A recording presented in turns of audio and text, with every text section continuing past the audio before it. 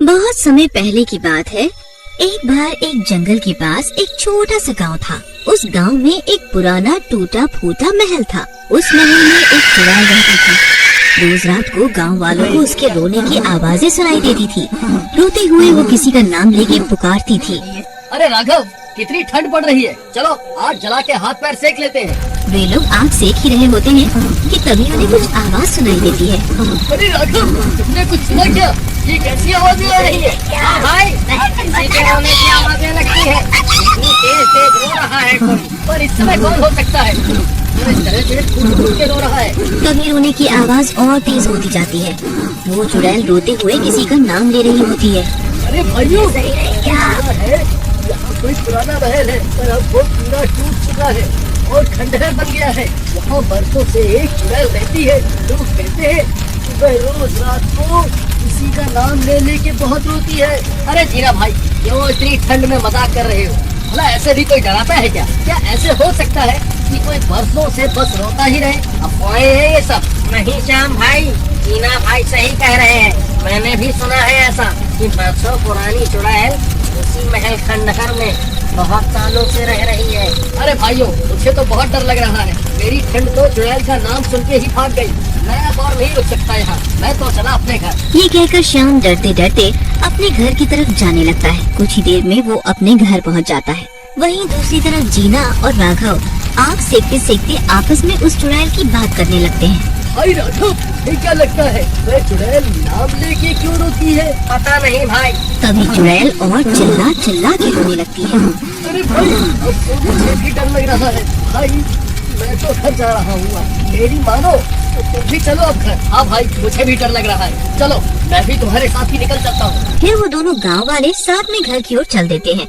फिर अगली सुबह होने पर, अरे सुनीता, तुझे पता है कल मेरे पति श्याम ने मुझे बताया कि उन्होंने उस चुड़ैल की चीख पुकार सुनी। वो बड़ी तेज तेज रो के किसी का नाम ले रही थी। अरे बहन, मुझे तो डर लग रहा है, कहीं वो चुड़ैल हमारे गांव पर ना हमला कर दे। हाँ बहन, मुझे भी डर लग रहा है। और मेरे पति तो उस महल के पास से जो जंगलों में से शहर की तरफ रास्ता गया है ना, उसी रास्ते से अक्सर शहर जाते हैं। बहन, तुम श्याम भैया को मना कर देना कि देर रात बाहर ना रुके, रात होने से पहले घर आ जाया करे। ये कहकर सुनीता और विमला अपने अपने घर की ओर चल देती हैं। अरे विमला, सुनो, मुझे व्यापार के काम से बाहर जाना है आज। शायद आने में थोड़ी देर हो जाएगी। तुम समय से खाना खा लेना। हाँ जी ठीक है, पर आप रात होने से पहले घर जरूर आ जाना। मैं कोशिश करूँगा जल्दी से जल्दी लौटने की। ये कहकर श्याम शहर की तरफ निकल जाता है। फिर शाम होने पर, अरे शाम हो गई, मुझे रात होने से पहले घर पहुंचना होगा, वरना रात होते ही वो चुड़ैल रोना शुरू कर देगी। खुद से बातें करता हुआ श्याम जंगल के रास्ते अपने गांव की तरफ आने लगता है। तभी अंधेरा हो जाता है। अरे नहीं, ये क्या हो गया? अभी तो मैं आधे रास्ते ही पहुंचा हूँ। मैं बीच जंगल में अकेला हूँ। कैसे भी करके मुझे उसकी चीख पुकार शुरू होने से पहले ही घर पहुंचना होगा। ये कहकर श्याम जल्दी जल्दी चलने लगता है। वो कुछ ही दूर पहुंचता है, तभी चुड़ैल का रोना शुरू हो जाता है। श्याम बहुत डर जाता है। वो डर के मारे कांपने लगता है और डरता हुआ अपना बचा हुआ रास्ता तय करने लगता है। चुड़ैल को श्याम के पैरों की आहट सुनाई देती है। लगता है कोई मेरी चीख पुकार सुन के आया है। ये व्यक्ति मेरी मदद जरूर करेगा। वो उड़ती हुई जाती है और श्याम के सामने खड़ी हो जाती है। ये तो चुड़ैल लगती है। अरे मैं मर गया। कोई मुझे बचाओ इस चुड़ैल से, ये मुझे मार डालेगी। ये गाँव वाले कहाँ जा रहा है? कब से मैं इसी दिन का इंतजार कर रही थी कि कोई इस रास्ते से रात को गुजरे तो मैं उसे मदद की गुहार करूं। मेरी मदद कर, नहीं तो मैं जिंदा नहीं छोड़ूंगी। अरे चुड़ैल जी, मैंने आपका क्या बिगाड़ा है? मुझे जाने दो। मुझे तेरी मदद चाहिए अपने गुनाहगार को सजा देने के लिए। श्याम बहुत डरा हुआ होता है, पर क्योंकि चुड़ैल ने अभी तक उसे कोई नुकसान नहीं पहुंचाया होता, इसलिए उसे वो चुड़ैल बुरी नहीं लगती और वो उससे पूछने लगता है। आपको किसी की क्या जरूरत, आप तो खुद ही सर्वशक्तिशाली हो, आपका कोई कैसे कुछ बिगाड़ सकता है भला। मेरे साथ धोखा हुआ था, जिसकी वजह से मुझे अपनी जान से हाथ धोना पड़ा और मैं चुड़ैल बन गई। ऐसा क्या हुआ था आपके साथ चुड़ैल जी? बहुत वर्षों पहले मैं भी आपकी तरह आम इंसान ही थी। मेरी नई नई शादी हुई थी, पर मेरे माँ बाप बहुत गरीब थे, इसलिए वे दहेज में कुछ दे नहीं पाए थे। इसलिए मेरे पति लोकेश व मेरी सास मुझसे नाराज रहते थे। आगे क्या हुआ? फिर एक दिन मेरी सास मुझे कहने लगी कि या तो मैं अपने बाप से दहेज के पैसे और गहने लेकर आऊं, या फिर हमेशा के लिए घर छोड़कर अपने मायके चली जाऊं। मैंने दोनों ही बातों से इनकार कर दिया, तो गुस्से में मेरे पति ने मुझे बहुत मारा मुझे। ऐसा कोई कैसे कर सकता है अपनी पत्नी के साथ? शादी में प्यार और इज्जत होनी चाहिए, ना कि ऐसे कुटिल भाव। बहुत गलत किया आपके पति ने आपके साथ। फिर आगे क्या हुआ? अगले दिन फिर यही बातें हुई और मैंने फिर से जाने से मना कर दिया, तो मेरे पति और मेरी सास ने मिलकर मुझे बहुत पीटा और पीटते पीटते मेरी जान ले ली। अब उसी बदले की आग में मैं पल पल जलती रहती हूँ और दर्द से रोती रहती हूँ। तो ये महल आपका ससुराल था पहले, और आपके पति और सास कहाँ गए अब? हाँ, ये महल ही मेरा ससुराल था पहले। मुझे मारने के बाद वे दोनों मेरी लाश को यहीं सड़ता छोड़कर शहर में बस गए। पर मैं आपकी मदद कैसे कर सकता हूँ? यहाँ चुड़ैल श्याम को अपनी आप बीती सुना रही थी और वहीं दूसरी तरफ विमला हैरान परेशान थी कि अभी तक श्याम घर क्यों नहीं पहुँचा। घबराई हुई विमला दौड़कर राघव के घर जाती है। राघव भैया, देखिए ना, श्याम अभी तक घर नहीं आए। अरे बहन, इस समय श्याम कहाँ जा सकता है? वे सुबह ही शहर गए थे व्यापार के काम से और बोल के गए थे कि वे शाम तक आ जाएंगे, पर अभी तक नहीं आए।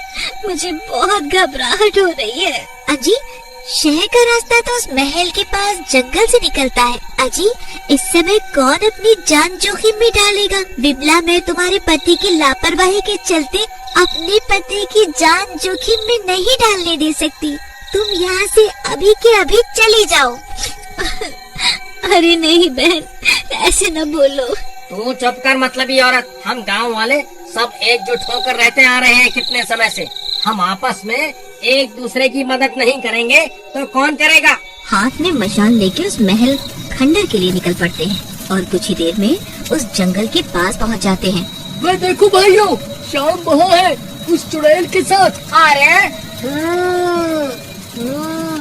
वहाँ तो चुड़ैल भी है। अरे अगर उसे नुकसान पहुँचाना होता तो श्याम अभी तक जिंदा नहीं होता, पर फिर भी हमें होशियार रहना होगा। चुड़ैल सब गांव वालों को मशाल के साथ देख के सहम जाती है। अरे भाइयों, कृपया करके इस चुड़ैल को नुकसान मत पहुंचाना। ये कोई बुरी चुड़ैल नहीं है, बल्कि इसके साथ तो गलत हुआ है और ये बस उसी का बदला लेना चाहती है। हम सबको इसकी मदद करनी चाहिए। फिर श्याम सबको उस चुड़ैल की आप बीती सुनाता है। बताओ चुड़ैल जी, हमें क्या करना होगा?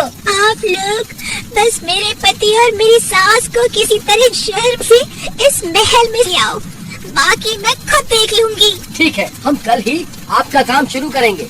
इतना कहकर वे सब अपने अपने घर चले जाते हैं। फिर अगली सुबह श्याम और राघव व्यापारी बनके उसके पति के घर शहर जाते हैं। अरे लोकेश, आप व्यापारी है ना? मैंने आपके बारे में बहुत सुना है। मैं आपके साथ व्यापार करना चाहता हूँ। मेरे गांव में बहुत सी जमीन खाली पड़ी है। यदि हम वहाँ अपना नया कारोबार शुरू करें तो हमें बहुत मुनाफा होगा। लोकेश लालच में पड़ जाता है और उसके साथ चलने को तैयार हो जाता है। अरे लोकेश, अपनी माँ जी को भी साथ ले चलो, वह भी जमीन देख लेंगी। हाँ राघव भाई, आप सही कह रहे हैं। और उनके साथ चलने को तैयार हो जाता है। फिर वे दोनों लोकेश और उसकी माँ को लेके जंगल के रास्ते गांव की ओर निकल पड़ते हैं। जंगल पार करते करते अंधेरा हो जाता है। अरे ये तो रात हो गई, अभी और कितना चलना बाकी है? बस कुछ दूर और चलना होगा। घबराओ मत, हम हमेशा इसी रास्ते से आते जाते हैं। फिर श्याम धोखे से लोकेश और उसकी माँ को अपने घर बोलकर उस खंडर महल के अंदर ले जाता है। वहाँ अचानक चुड़ैल के रोने की आवाज आने लगती है। लोकेश और उसकी माँ बहुत डर जाते हैं। अरे कम वक्त, ये कहाँ ले आए मुझे? बुढ़ापे में मैं डर के मारे मरना नहीं चाहती।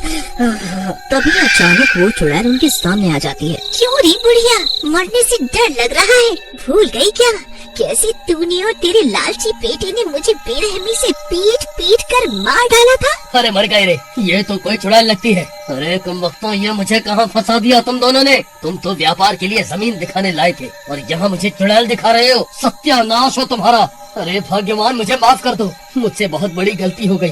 अपनी माँ के लालच में मैं भी साथी बन गया, मेरी मत मारी गई थी, मुझे माफ कर दो। क्यों रे लालची इंसान, क्यों रो रहा है अब? जब मुझे दहेज के चलते मारा था तब क्यों नहीं सोचा ये सब? किसी लड़की से शादी करके सिर्फ दहेज के लिए उसे मारना, पीटना, उस पर अत्याचार करना कितना गलत है। एक बार भी तुम लोगों ने मेरे बारे में नहीं सोचा। अब मैं तो माँ बेटे को मजा चखाऊंगी। चुड़ैल उन दोनों को अपनी शक्तियों से बहुत तड़पा के जान से मार देती है। तब तक बाकी गांव वाले भी वहाँ पहुँच चुके होते हैं। अपना बदला लेने के बाद वो चुड़ैल हमेशा के लिए गांव छोड़ के जाने लगती है, पर जाते जाते गांव वालों को शिक्षा दे जाती है कि किसी की बेटी शादी करके अपने घर लाओ तो उसकी इज्जत करनी चाहिए, क्योंकि बहू घर की लक्ष्मी होती है और घर को स्वर्ग बनाती है।